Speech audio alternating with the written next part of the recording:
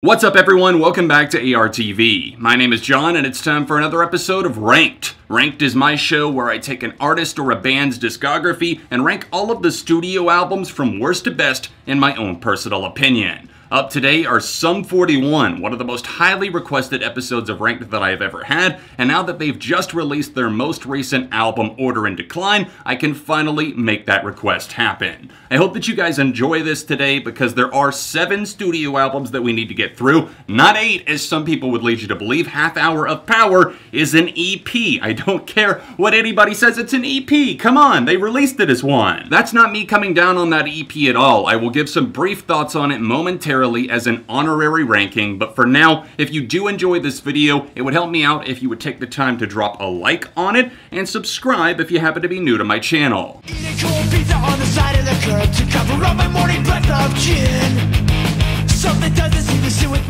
It's not the most technically proficient, it's definitely a bit scattered in terms of quality, but it's endearing. Half Hour of Power is where it all began, and seeing a band like Sum 41 get their start like this is really the only way they could have gone on to become as big and as talented as they are. Comedy, summer fun, and most importantly, a love for heavy metal inspired the band to do their thing, so take it for what it is, a loose start to a long career. See, I talked about the EP anyways. Those were my thoughts on Half Hour of Power. Now let's get to the actual studio album ranking.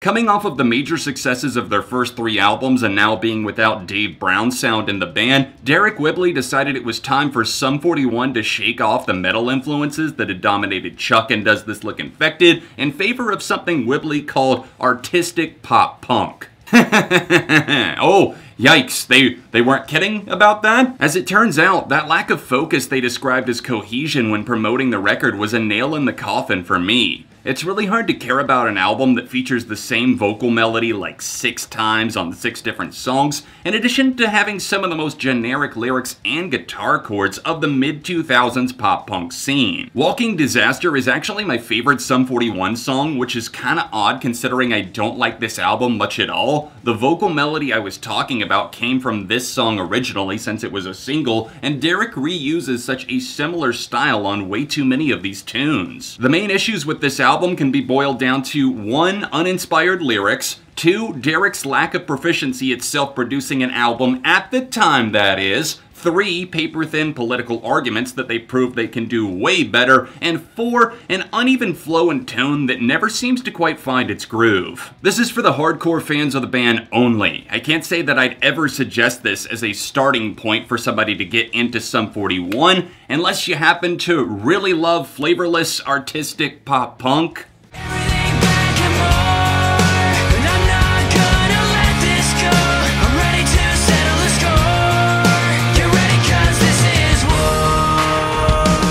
After seeing lead singer Deryck Whibley at his absolute lowest point in 2014, it felt really good to see Sum 41 back in action and going in a heavier direction once again, with Dave Brown's sound rejoining Sum 41. It was a redemption story, as even though they lost their drummer Steve-O, Brown's sound was back, and most importantly, Deryck had his sobriety and was well on his way to a full recovery. 13 Voices is that comeback album that definitely hits a lot of the sweet spots, but also drops the ball in terms of finesse. It might seem shameful to throw it this far down on the list, but I've never really felt that this album had much replay value outside of, say, 5 songs. But hey, that's half the album right there, so let the record show that it's solid enough, but lacking in conviction overall. Keeping all of that in mind, this is the record that Sum 41 had to make in order to take the next logical steps forward as a band. You've got to pressure wash the rust off of the gear somehow, and this album is exactly what the doctor ordered for that process. I don't find Fake My Own Death to be all that dazzling, definitely not a great lead single choice since it really doesn't showcase enough personality to let you raise up a fist and shout, "Yeah, Sum 41 are back, bitches!" Goddamn I'm Dead Again is the song that really wowed, letting everyone know that Brown's sound is indeed back on that lead guitar and ready to shred some gnarly metallic solos. The following Fall and the Rise serves as a highlight that carries a punk rock energy about it, War is a more pop-friendly anthem that actually has grown on me a lot over the years, and Twisted by Design is an underrated gem of an album closer that's really quite emotional and hard-hitting musically. Skippable tracks include the rather monotonous Breaking the Chain, which sounds like really any other Sum 41 song ever, God Save Us All, which grew stale over the years due to how much it sounds like a Linkin Park track, and There Will Be Blood.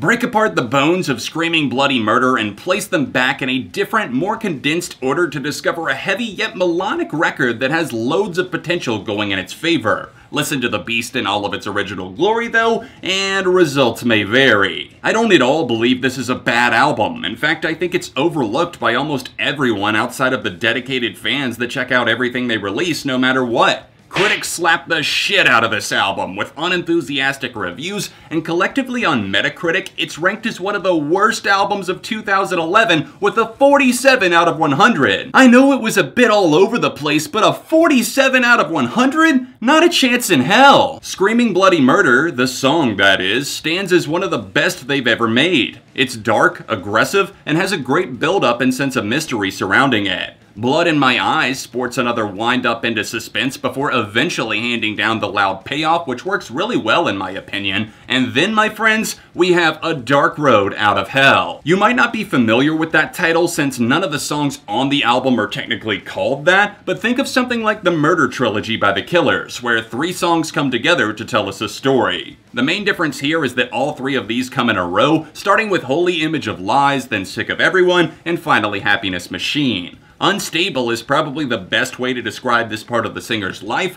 and what a hell of a representation these 3 were for his lack of well-being at the time. Screaming Bloody Murder is an album that most fans seem to either love or hate, but honestly, I'm the outlier here that's probably still sitting on the fence with this album. I'm not entirely sure, because there's great songs on there, but then there's ones that scrape at my every last nerve, like Scumfuck, Time for You to Go, and Baby You Don't Wanna Know.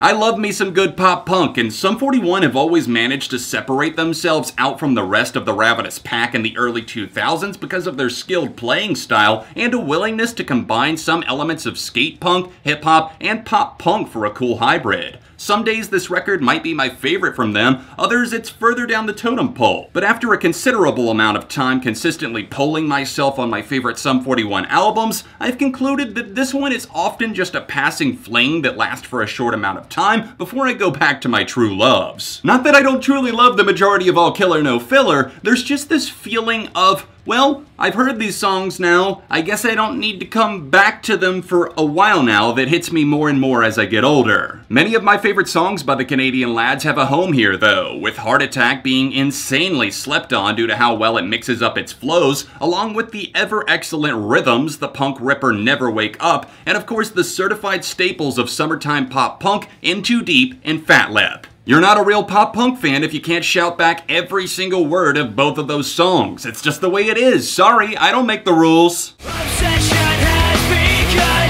possessed by destruction.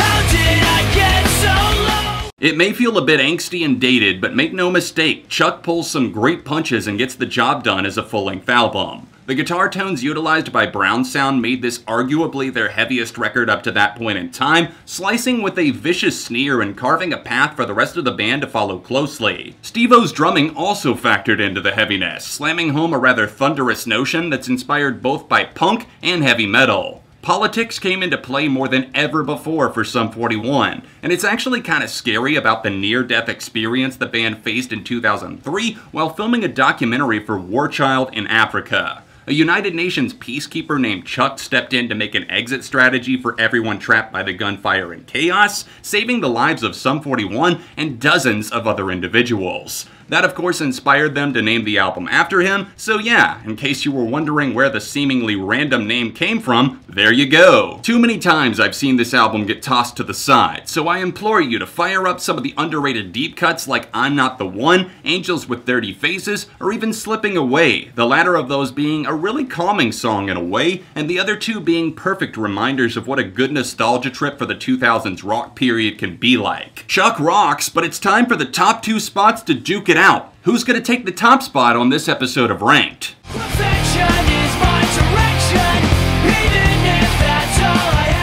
Comparing the two Greg Norrie produced Some albums is rather tricky because they both have so much going for them, albeit in slightly different ways. Does This Look Infected his spike to the number 2 position, mainly on the back of the actual songs just consistently being really, really enjoyable. I've heard a lot of the gripes about production choices over the years, and I can for sure understand and hear the compression and mixing issues that could have made this album significantly better. Chuck got the mixes just right, and the band seemed to know the tone they wanted, but the songs just don't quite top the well-flowing feeling that Infected does so well. Even though Sum 41 don't have an album that I'd consider one of the all-time greats, or even one of my personal favorite records of all time, I can consistently revisit this album and see why it was so important for the band to create. It's stuffed with some real explosive landmines, with Mr. Amsterdam being one that comes to mind, along with the towering No Brains, still relevant single Still Waiting, and the spunky shouter Billy Spleen. My Direction is a blazing punk rocker that talked about mental health long before it was trendy to do so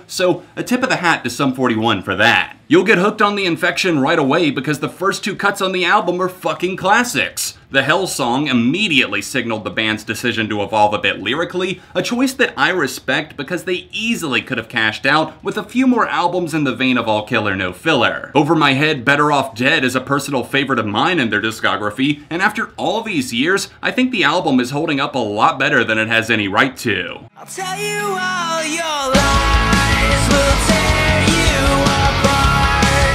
I'm calling all to arms, so everyone and all, it's time to hear your voice. You've got the right. I am just as shocked as you are, honestly. But hot diggity damn, they dropped a bombshell on us with this one. Order in Decline has indeed already snagged the number 1 spot on the list of their greatest albums. And let me tell you, a band's newest album has never done that in all of the episodes of Ranked I've done over the years. Well played, Sum 41, you fine like aging wine scumfucks you. Out for Blood Touchdown is the kickoff to build hype for the album, and I thoroughly enjoyed it right away, even if it didn't fully connect until I saw a video of them performing it live for Kerrang!